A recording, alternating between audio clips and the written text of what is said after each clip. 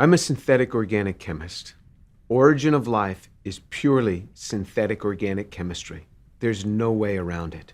I'm perfectly situated to be commenting on this, to be critiquing the origin of life research. It is abiological. It is before biology takes over. This is purely synthetic organic chemistry. And making these compounds, it's very simple. 4 classes of compounds. You have to make them from what's available on a presumed prebiotic earth. And so the chemistry is not hard for a synthetic organic chemist to follow, and any trained synthetic organic chemist can follow me on this. And I've never seen a synthetic organic chemist disagree with me on this. In fact, the people that might disagree with me are biologists because they've never made anything.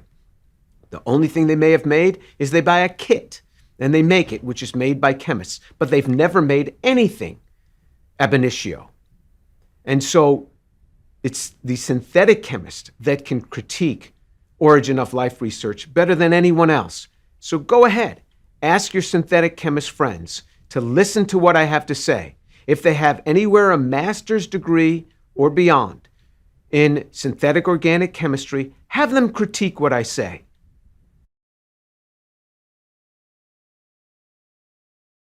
We do not know how to build even a simple bacterium.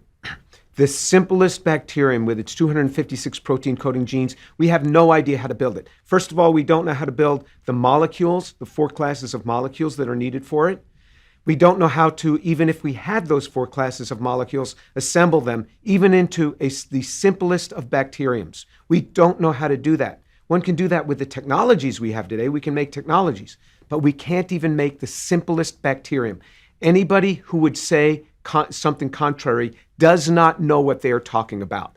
Show me the demonstration. Nobody has ever done it. And it's not because of lack of effort. It's not because of lack of will. First of all, they haven't been able to get the molecules to do this.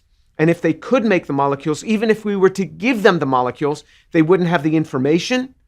There would be no inherent information in the DNA. But even if we gave them the DNA in the structure that they wanted, they wouldn't know how to put all the components together because of the sophistication within a cell.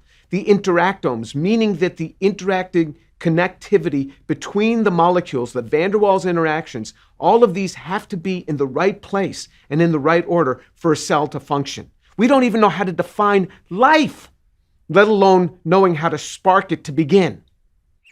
بسم الله الرحمن الرحيم. يا أيها الناس ضرب مثل فاستمعوا له إن الذين تدعون من دون الله لن يخلقوا ذبابا ولو اجتمعوا له وإن يسلبهم الذباب شيئا لا يستنقذوه منه ضعف الطالب والمطلوب ما قدر الله حق قدره إن الله لقوي عزيز.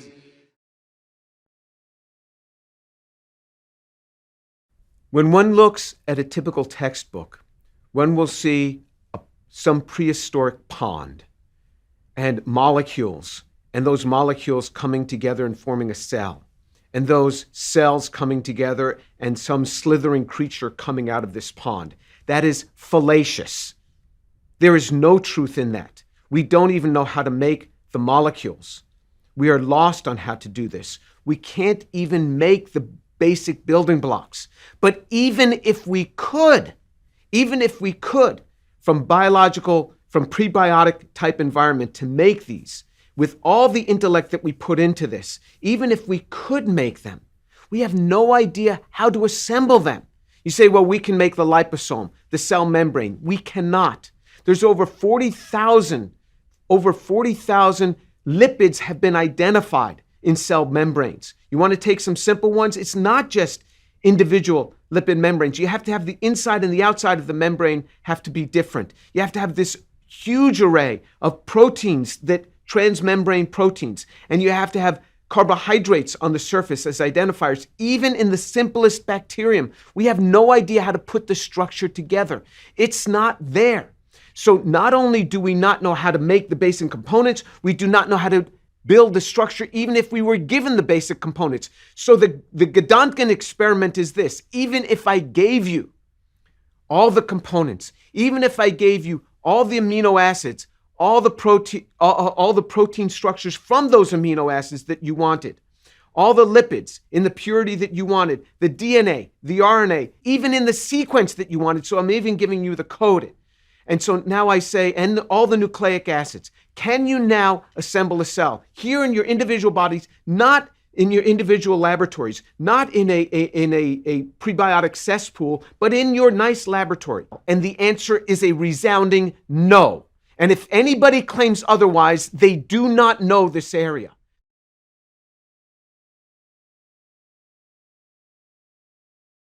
This is how far the misunderstanding has gone.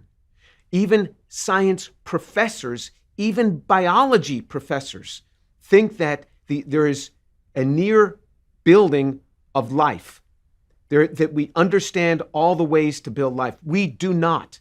Not only have none of the molecules been made ab initio under prebiotic-like conditions to make the homochiral molecules that are made. Remember, we need 4 classes of molecules. We need the nucleic acids, and then the homochiral systems that for the amino acids, which then need to be built up into protein structures. We need the carbohydrates, which have to be built up into the polycarbohydrate structures. And then we need the lipids, which also are chiral. All of these we need in homochiral form. We don't know how to do this in any prebiotic type scenario at all. These have not been made. And then to assemble these into a cell, it's never been done. So there's a gross misunderstanding. And this misunderstanding has come because of the projections of those who work in the area of origin of life. They do one little thing and then they extrapolate it, and then they work with the press to ramp it up even more, and they project as if they really know it.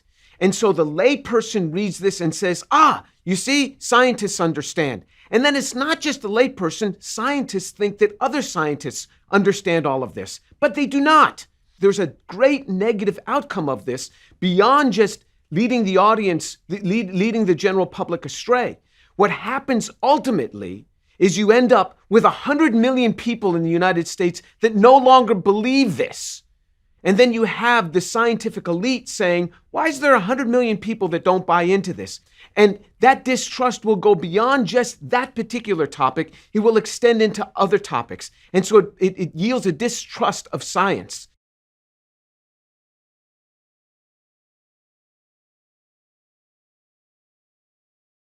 Some people argue that since there's been hundreds of millions of years available, the probability that there's the chance that these things could happen in hundreds of millions of years.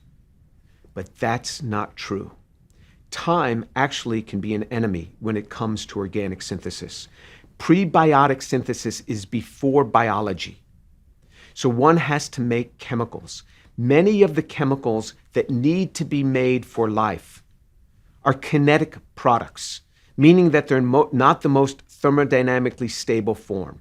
For example, carbohydrates, which is the main class of compounds. These are the units that hook together DNA. These are the units that have identifying aspects on cell structure. These are the units that the cell is going to need for the energy of life. Carbohydrates are kinetic products, meaning that if they should form, they would decompose. They decompose over time. In relatively short amounts of time, they decompose. The very reactions that make them, unless somebody is there to pull them out, to fish them out, to stop the process and to put them in a bottle under inert conditions in a freezer, and not just one, there's many, many different types you have to do this, they end up going through a process of what's referred to as caramelization, meaning that they polymerize. They polymerize. The very aldol reactions that were used to make them just continue. And you get polyaldols, you get polycondensation reactions, and they caramelize. Or they undergo, with formaldehyde, which is a presumed prebiotic chemical, they undergo rapid Cannizzaro reactions. So the aldehyde is oxidized to formic acid, and this nice carbohydrate that you made has just been reduced. So the aldehyde from the carbohydrate has gone back to an alcohol. So there's competing reactions. So time does not solve the issue. The other problem is if you had 400 million years to get to a certain point in a synthesis of a particular class of compounds, now you run out of material. Anytime you do synthesis, you run out of material, even when you've optimized the yields, and you got to go back to the beginning. Well, say it took you 400 million years to get to a certain point on a synthesis. Now you have to go back and make more. But how do you go back and make more? Because nature never kept a laboratory notebook.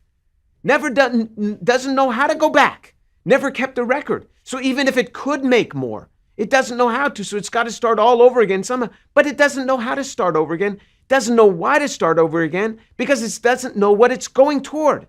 So if you look at it, people have been trying for a long time. If we just take Miller-Urey as the first example, where Miller and Urey took some basic chemicals that are presumed on a prebiotic Earth, hydrogen cyanide, formaldehyde, and CO2, and they put those across a high voltage, simulating lightning, you can get some racemic amino acids out of those. But those racemic amino acids were racemic. Okay, that was in 1952. That was 2/3 of a century ago. What has happened in 2/3 of a century since Miller-Urey in other fields? Well, we've had human space flight.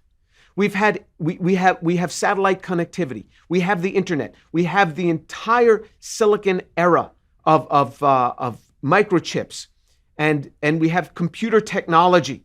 We have all of this. In the same 66 years, 2/3 of a century, we are still exactly where Miller and Urey were. We make a barrage of stereo-scrambled chemicals, nowhere close to even knowing how to make them and hook them together. They got to get hooked together in the proper order. We are clueless on this, clueless, because time doesn't solve this. Even with all our ingenuity, time is not going to solve the problem. You let these chemicals that have been made, you let them sit around, even for months, and you can look even in the origin of life researchers themselves. When they've let these go for weeks, they show the degradation of these in a period of weeks. Weeks is the twinkling of an eye when it comes to prebiotic timescales. The chemicals decompose. The environment for the chemicals, environment rich in ammonia, is going to turn carbonyls into imines. These are going to cause further destruction. The ammonia environment itself is quite basic. You're going to have extended aldol reactions coming on. So to think that the molecules could be made and sit there waiting for other molecules to come in, it doesn't happen. Organic chemistry doesn't work that way. Any student that is lazy enough to set up reactions and like to go home for the weekend without working them up pays the price for that, with a depressed yield generally. As soon as the reactions are done, or as soon as what you want is the optimized yield, you have to stop that reaction, get it away from the starting materials, or else what happens is it goes on to polymerized product. Especially when you're making kinetic products, which is not the thermodynamically most stable product, which is exactly what you get in many of the chemicals that are needed for life. So time is actually the enemy.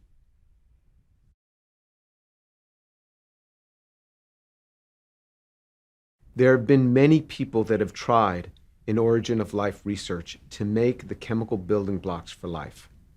The vast majority of the chemical building blocks are chiral, which means that they have a non-superimposable mirror image, just like our hands. The left hand and the right hand are non-superimposable mirror images.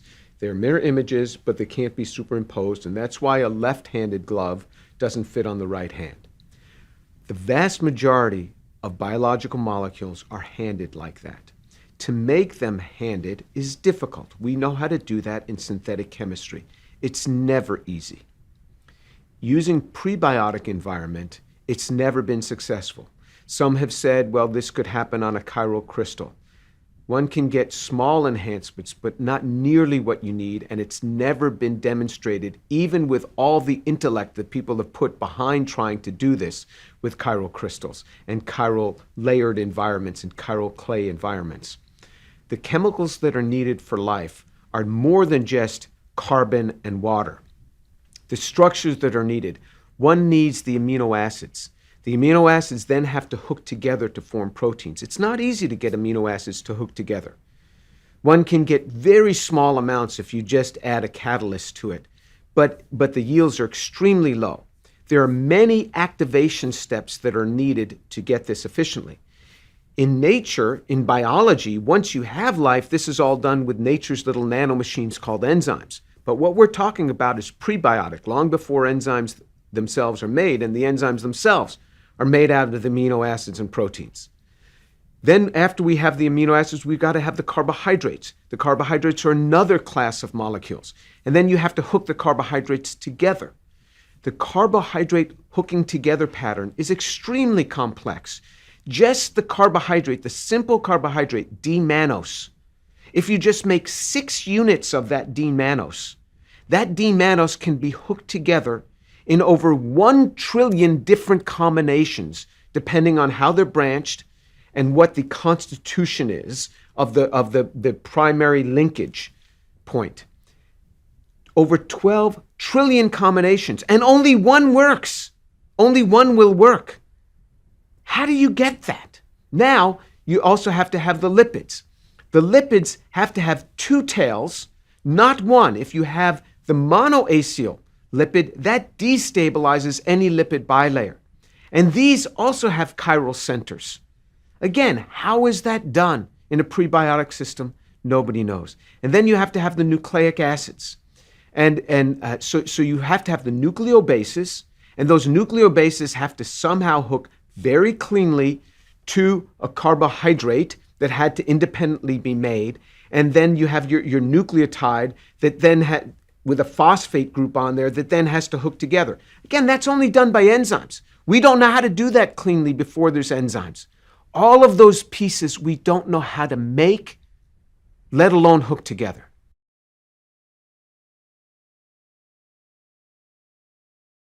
Some might suggest that there are certain laws that we don't yet know, undefined laws, that would dictate the origin of first life.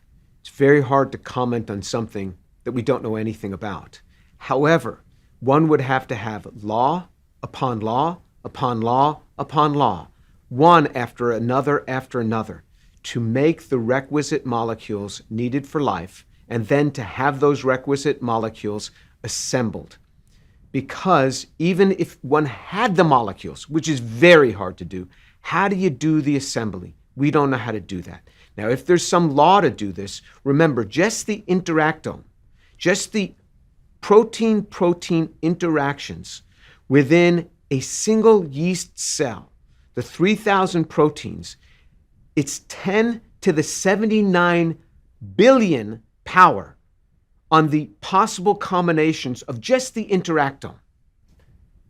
How do you get those to order? Of course, there is a large cascade of arrays that can get these to order, but that always has life spawning life. We don't dehydrate cells and get them to work together again. Cells will split and pass that information along to other cells. We don't know how to spark these things. And it can't happen from a single unknown law. You'd have to have unknown law upon unknown law upon unknown law. It takes a lot of faith to do that. I'm not sure I have that level of faith, but if they do, good for them.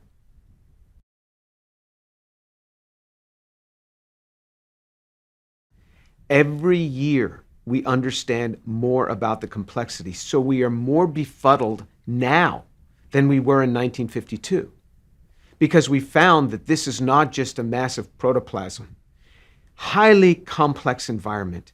So when a cell wants to move material from point A to point B, it's a factory. You go to a factory, what do you see? You see these overhead carriers carrying machined parts from point A to point B. That's exactly what happens in a cell. You want to carry material from point A to point B, a microtubule will form between point A and point B. And then materials will transfer across that. But then what happens is that microtubule then dissolves and then is reconstructed somewhere else where you need other material transferred between any other 2 points. Why does a cell go through this? Because if it kept all of those microtubules in place, it would become too rigid and it couldn't function, and it would run out of the building blocks to build more microtubules. So it has the ability to morph its structure of its factory on the fly, something we don't even know how to do. The complexity of this is so grand. And the complexity becomes more and greater every day when we start understanding the complexity of the interactome, which is not merely protein-protein. You have protein-DNA interactions, the interactomes between these, the van der Waals interactions between these, the non-covalent bonds, just the way these two interact. And information is passed through these non-covalent interactions. Information is passed through something that physicists call virtual photons. The complexity is so great, and it gets harder every year. So in many ways, we're getting further from understanding origin of life every year once we understand the greater complexity of the cell.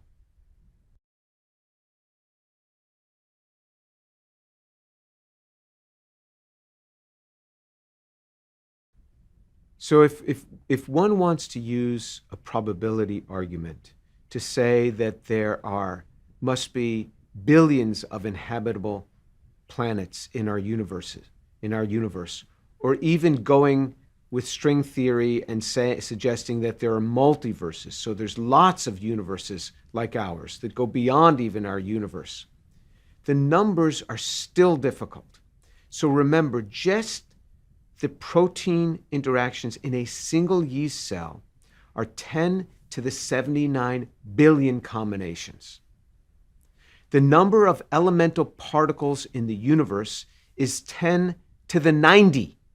We got 10 to the 90 elemental particles in our universe, let alone planets. Particles in our universe the estimate is 10 to the 90. I'm talking, so that's a 1 with 90 zeros after it. Just the interactome combinations of just protein-protein in a single yeast cell is 10 to the 79 billion. That's a 1, not with 90 zeros, but a 1 with 79 billion zeros after it.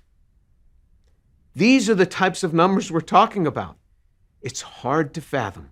Then in addition to just those 3,000 proteins that are there in that single yeast cell, you still need all the DNA, all the RNA. You need to have all the carbohydrates. Remember, the carbohydrates have all their own definition order by the way they're hooked up.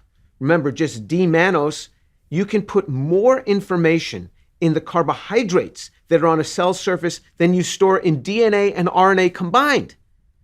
And that information has to come from an original DNA template plus a series of other enzyme cascades. All of this is in that cell in addition to those interactomes.